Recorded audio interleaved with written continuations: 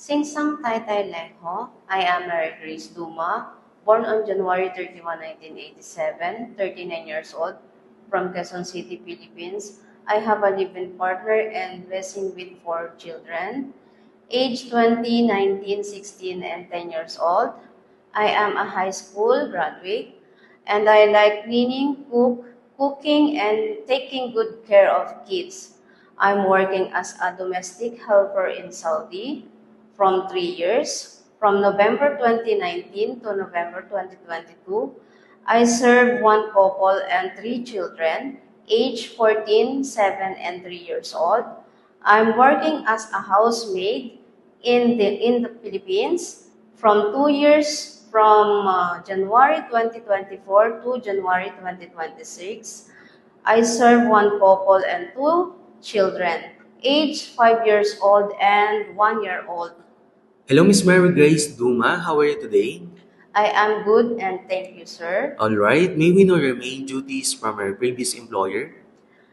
My main duty is taking care of the whole family, providing the serves that they need, especially when I comes to their children. Okay, so what if the parents of your employer always finding mistakes to your work? What will you do?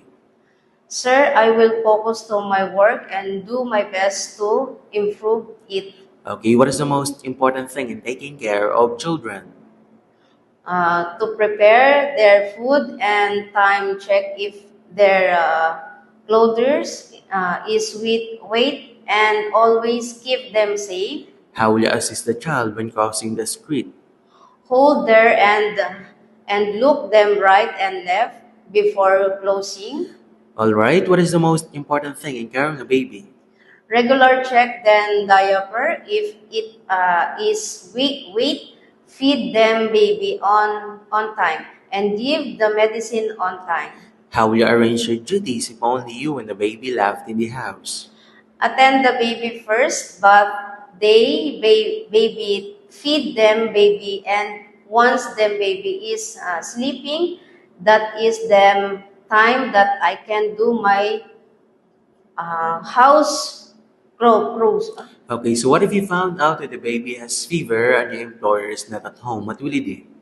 First, I need to call and inform my employers on or the parent and call and doctor for help and advice. Okay, do you have any last message to your future employer?